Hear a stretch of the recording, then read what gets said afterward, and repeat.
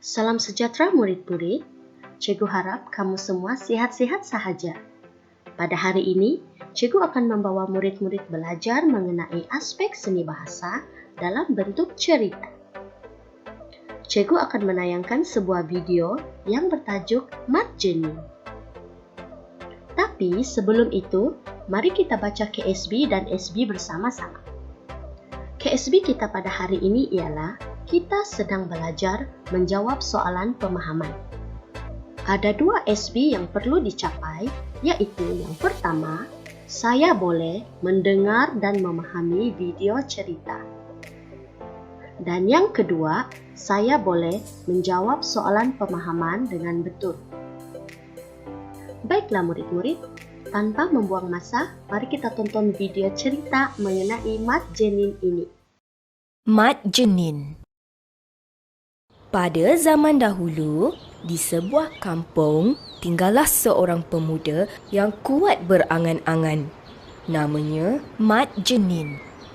Pada suatu hari, Mat Jenin memanjat pokok kelapa untuk memetik buah kelapa. Dia sudah memanjat 10 pokok kelapa. Semasa memanjat pokok yang ke-11, Mat Jenin sudah mula berangan-angan. Upah memetik buah kelapa ini akan kubelikan 20 biji telur ayam kampung.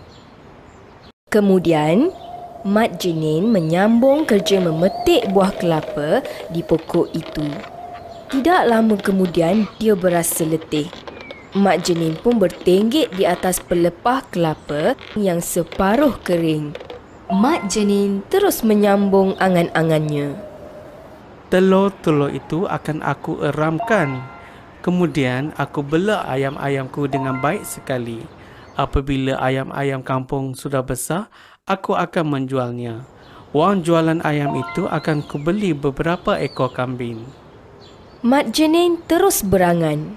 Dia berangan untuk menjual kambing-kambingnya dan membeli beberapa ekor lembu pula.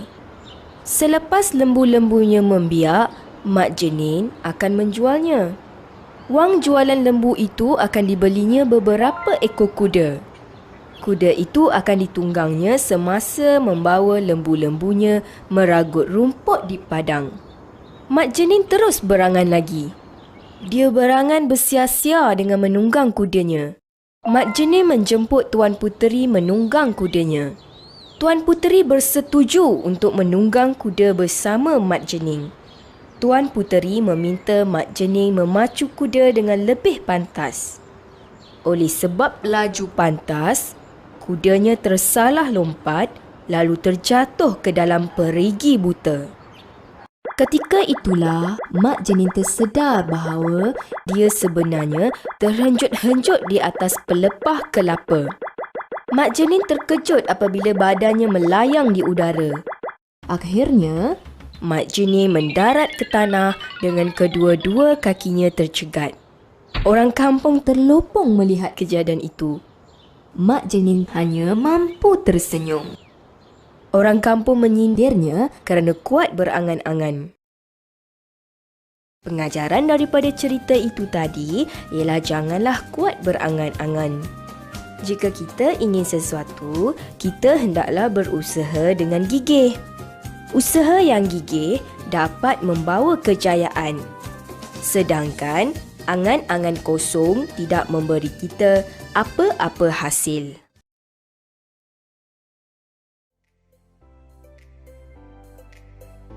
Untuk pembelajaran pada kali ini, murid-murid dikehendaki untuk menjawab soalan pemahaman berdasarkan video cerita. Soalan pemahaman maksudnya soalan yang ditanya berdasarkan video cerita yang telah ditonton sebentar tadi. Artinya, semua jawapan ada di dalam video tersebut. Baiklah murid-murid, sila keluarkan buku latihan bahasa Melayu masing-masing dan mulalah menulis. Sila tulis hari dan tarikh pada hari ini. Untuk pengetahuan murid-murid, latihan 1 ini adalah untuk tahun 1A dan 1B. Sila tulis arahan soalan. Jawab soalan berikut. Soalan yang pertama, siapakah Mat Jenin?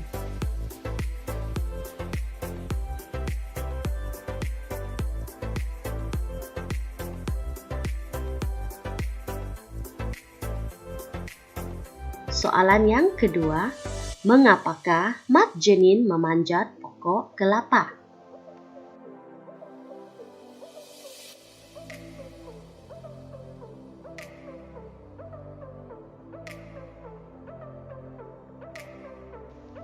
Seterusnya, untuk latihan yang kedua pula, latihan ini akan disiapkan oleh murid-murid tahun 2E dan 2B. Jawab soalan berikut. Soalan yang pertama, mengapakah Mat Jenin bertenggek di atas pelepah kelapa yang separuh kering?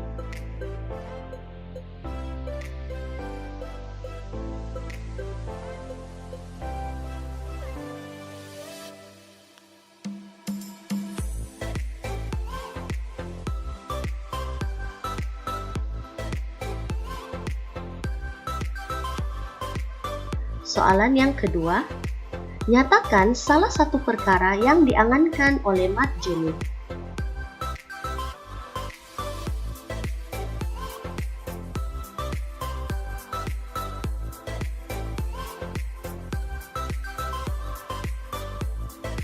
Sama seperti latihan 1 dan latihan 2, latihan 3 juga mengandungi 2 soalan sahaja, dan latihan ini perlulah disiapkan oleh murid-murid tahun 3E dan 3B. Jawab soalan berikut. Soalan yang pertama, apakah permintaan Tuan Puteri kepada Mat Jenin?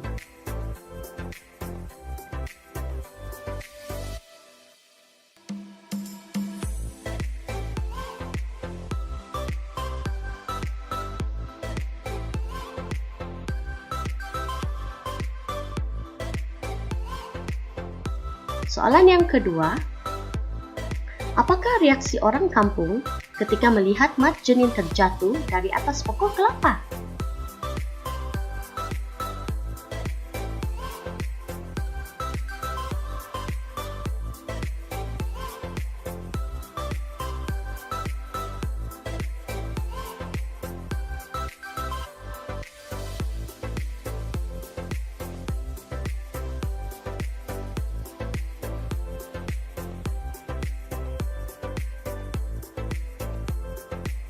Sebelum menjawab, murid-murid hendaklah membaca soalan dengan teliti, kemudian jawaban hendaklah ditulis dengan ayat yang lengkap.